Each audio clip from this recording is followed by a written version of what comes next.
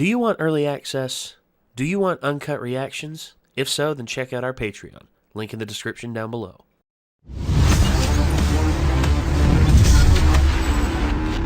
Last episode was a recap episode, and man, it's typically what they do at the beginning of every season. Plus, all the heroes and all their quirks and everything. Even though we don't know their names, I feel like I've got their quirks down pretty good. It's like, oh, that's Naval Laser Kid. Oh, that's Frog Lady, even though I do know who Sue is. Well, it is kind of weird because it's like it looks like they're kind of bringing in these big three, and it's like we don't even hardly focus on some of the people in Class 1A that we've been following, and they're bringing these other people. But well, I know the Sugar Rush guy, the Animal guy, yeah, all of them, like several of them, we haven't focused as much on. Yeah, I mean, I would say our main protagonists are Midoriya, Bakugo, Todoroki, and I would also throw Ida, Ochako, and also a potential sixth one as well, Yayarozu, because we focused a lot on her in certain episodes and her growing as a hero. I'm kind of still looking at it and wanting my theory to be true that I don't think any of the characters in Class A are side characters. I think Class A is the main character. I could see that. And that's the whole point. Like, Midoriya is like the face of it so far and everything, obviously, because he's going to be the next symbol of peace. But I think that it's not him that's going to be the symbol of peace. It's going to be his entire class and maybe even the entire school. Maybe. Like, heroes in general, he's going to be like, it's not just me that's the symbol of peace. It's all of us. Like, all of us heroes, like, are the symbol of peace. Like, yeah. And I think that's going to be like the end game of it. Cool. I think he'll be like at the he'll be seen as a leader of it, but he'll just be like, no, I'm not a leader. I'm just me. I just do my best. So they make like a Peace Corps. Mikey, you have no idea how much shit you and I have gotten in the last few episode comment sections for us being like harem anime. I don't give a crap. We're saying it taking the piss. We don't actually mean it. Although Micah, I sure do mean it. Every girl in this is in love with that little dude. I don't give a crap what they have to say about me. You think I read the comments? No, you don't. And you know what? That's a beautiful thing. Anyway, here we go. This is My Hero Academia, Season 4, Episode 2. Here we go. The air's practically made of dust here. It's gonna make me sick. You brought us a pretty big catch, huh, Twice? You think so? Strange, coming from you. The League of Villains. What gives? Is this guy famous or something? Yakuza. The young head of the Shiei Hasaikai. In the past, there were many different scary troops that ran the underworld. After heroes started thriving, though, they slowly but surely began to disband. The Yakuza survivors who weren't caught became rent-a-thugs for villain groups. In other words, they were the lowest form of criminal. Endangered species, huh? I guess that's true. Let me guess, you're excited about All Might's retirement, too? It's good that he's gone, sure. But I'm more interested in All for One's absence. Which means those of us in the shadows and those in the light are both leaderless. So, who will step up to take their places? Sounds like a challenge. I'm the next leader. You have an actual plan? Watch your tongue. You had the hero killer Stain at your side. Muscular, Moonfish, all first-class game pieces. And you lost them. What happens when that power spirals? Those are all really good points. Yeah. You need direction to achieve your goals. I didn't come here today because I wanted to join you. Now, your group, on the other hand, has widespread name recognition. Put yourself under me. Make me your new leader. Leave. Sorry about you, small fry, but we didn't band together to serve under somebody's boot.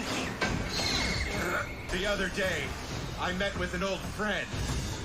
She's a gentle soul, but she supports me, even knowing about my past. Those who are bound by the chains of society laugh at those who aren't. I'm here because I don't want to be bound by anything. We're free to decide for ourselves exactly where we belong. Uh-oh. Oh! Oh my god! Holy shit! Just remember, you made the first move. Compress! Wait! No! I have to seal this guy away! Why isn't my quirk working? Don't touch me! Golly. God! Uh-oh.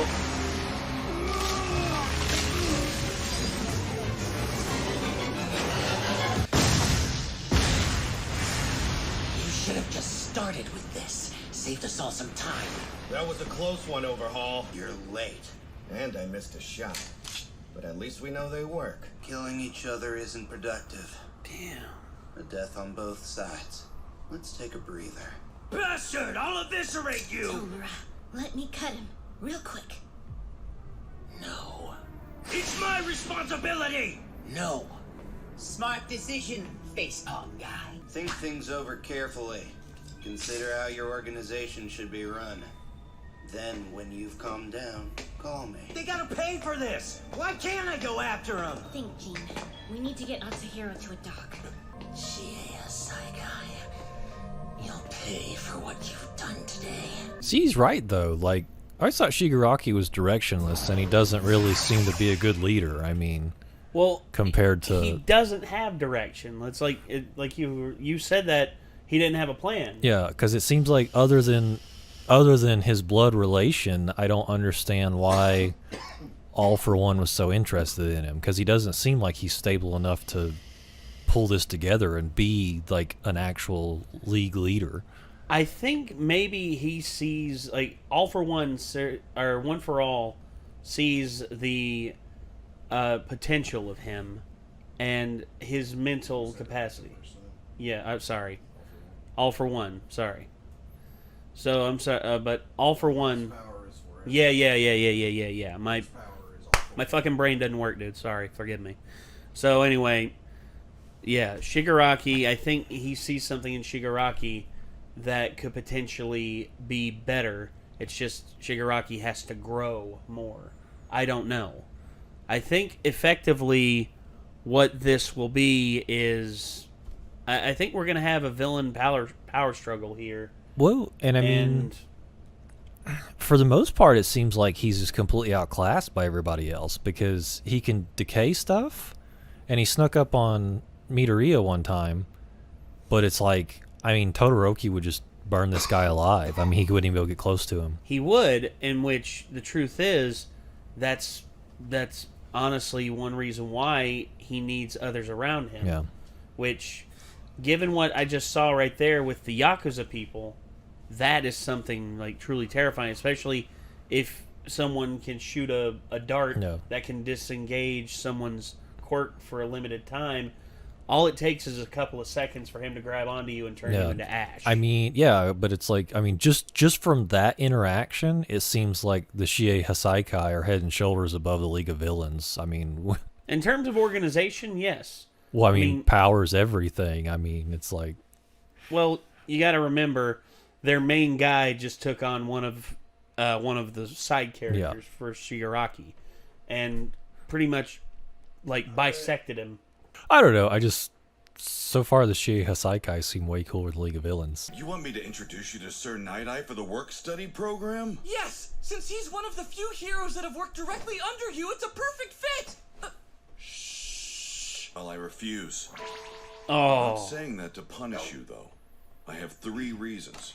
First up, I opposed work studies in a faculty meeting yesterday. Reason 2, you need to work on your shoot style. Let's master that before you start doing extra hero work. True. Third, Sir Night-Eye. I just don't want to have to talk to the guy. Personal feelings getting in the way! My quirk is so similar to yours. If I'm working for Night-Eye, he'll know exactly how to help me improve it. But I can't introduce you. Emphasis on I. Mirio Togata, All Might would like to speak with you. Please head to the counseling office at once. You are here! Sorry, couldn't help myself. I just got super excited you wanted to talk to me. He's currently doing his work study at Night-Eye's agency. Oh, seriously? That's so cool! Yep, I've been working alongside him for a full year now. Do you think that this first year has what it takes to work beside you at the agency? That's what you called me in here to talk about, huh? You want me to take Midoriya to him for an introduction. I can't exactly face him right now. Because he was dead right. I ended up precisely where he warned me I'd be. Why don't you tell me what kind of hero you want to be? I want to save people with a smile and want to be strong so I won't worry people. I want to always win and save everybody. There's no reason for me to say no, though, so yeah. You mean it? Oh, wow, thank you so much! Sure. I always figured Sir would take a liking to you anyway. I sure hope he does! Mirio Togata, huh? And who is that? Well, his grades aren't anything special, but he certainly has a lively presence. His smile never disappears. Doesn't it sound like he aligns with your philosophies? If I hadn't met young Midoriya when I did. That's a big statement. I've noticed it a lot. You guys want to come along? What? Midoriya doesn't know how to tie a tie. No, he doesn't. It's really bad at it. I guess Midoriya wants to appear like he knows, like he's trying to be a more professional-looking hero, but instead he just constantly fails. Or let's say about their school uniforms. Like everyone else, their tie is like the right length, but his is like all short and stubby. Like he doesn't know how to tie one. You know, that's the Nostalgia Critic had that problem too. His tie was always like in the early days. It was always like the very like long skinny piece was down here, and the thick piece was like up here, and it was always going past it. And then he had it like that as a prop because it was known to be like that all the time. Then he went to film something with the Angry Video Game Nerd, and he accidentally pulled the loop through, and they had to redo it. And the nerd's wife did it as best she could, and she actually fixed it. She actually fixed it back to where it was normal, and he was just like, "It'll do, it'll do. We just got to film this." Well, this is it, Sir Night-Eye's agency. Easy, man. Take a breath. Try to loosen up. It's like an ascot or something. Demanding on others as well as himself. His gaze is so harsh that it makes me shiver every time I see him on TV. If you want to be acknowledged by him, here's a tip. You need to do one important thing at this meeting. You gotta make him laugh. Then he'll totally approve of you. I wish I could help more, but that's all I got. From here on, you'll have to figure out how to make Sir acknowledge you yourself.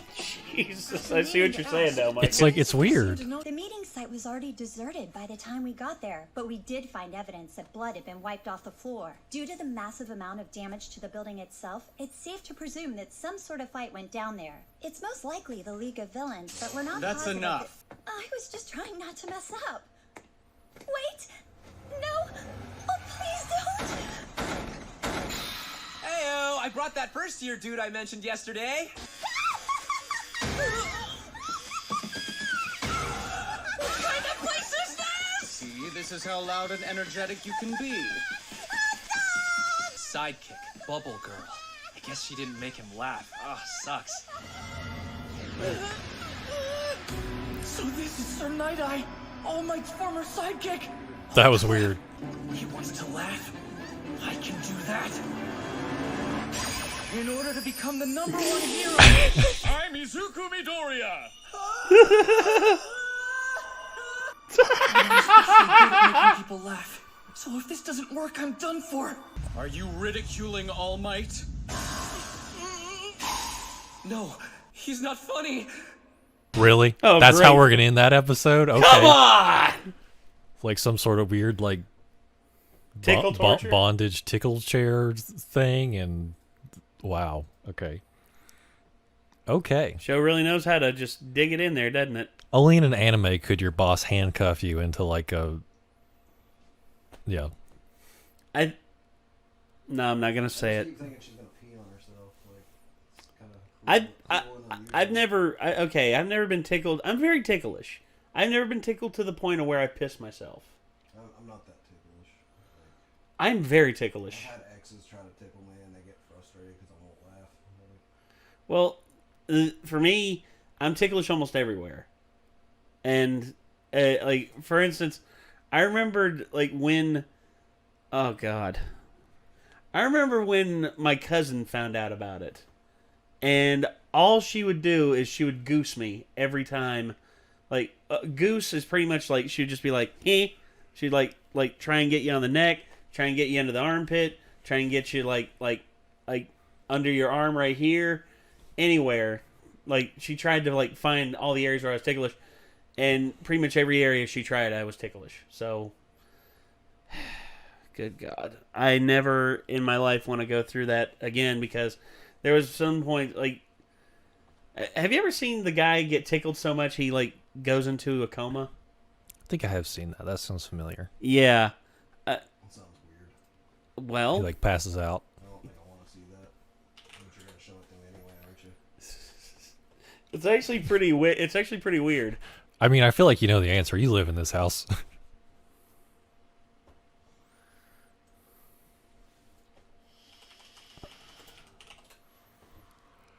There it is. So, yeah, this is. I feel like I don't know. Tickling is just not cool to me. I just don't like. I don't like people touching me. He's letting them do this, by the way. This is not weird right now. Yeah, on the ribs is very ticklish with me. It's less weird if he's letting them do it. Yeah, well, he told him to let him do it. Tickling is very violation-y to me. He gets tickled. Fucking touch people that don't want to touch. He's out. He's out. He's dead. My boy is dead. Look what they've done to my boy. I saw his eyes roll in the back of his head. Oh.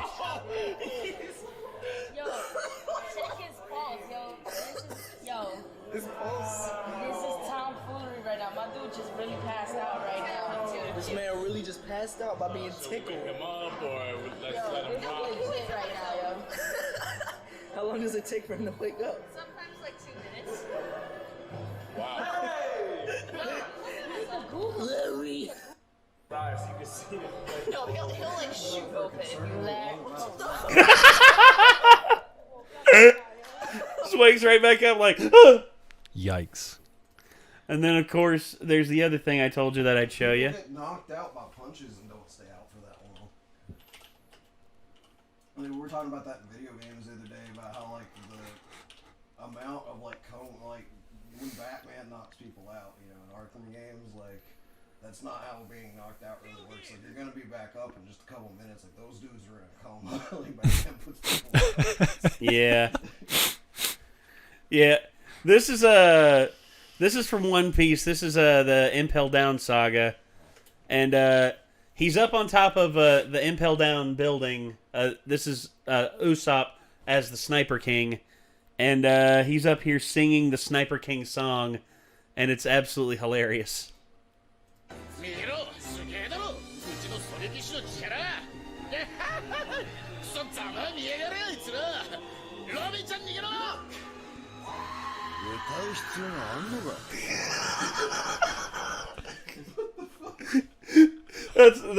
That's how it is. Sounds like a fucking eagle or a hawk. It kind of does.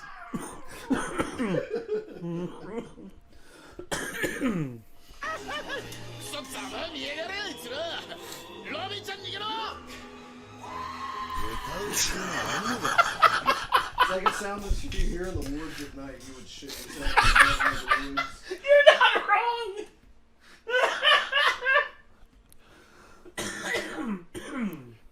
That's absolutely hilarious.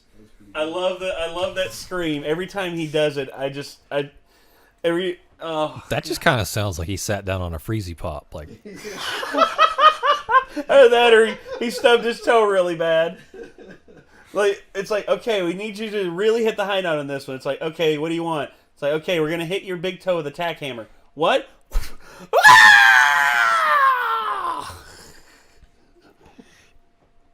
Oh, God. it's a great big weird world out there. Yes, it is. He's just up there waxing his arms. Look!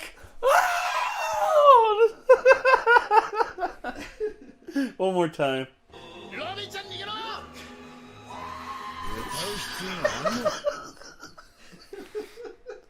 Every time. How it sounds like it's from a distance too. It's like they had him screaming a vocal recording like from down the hallway or some shit. Yeah.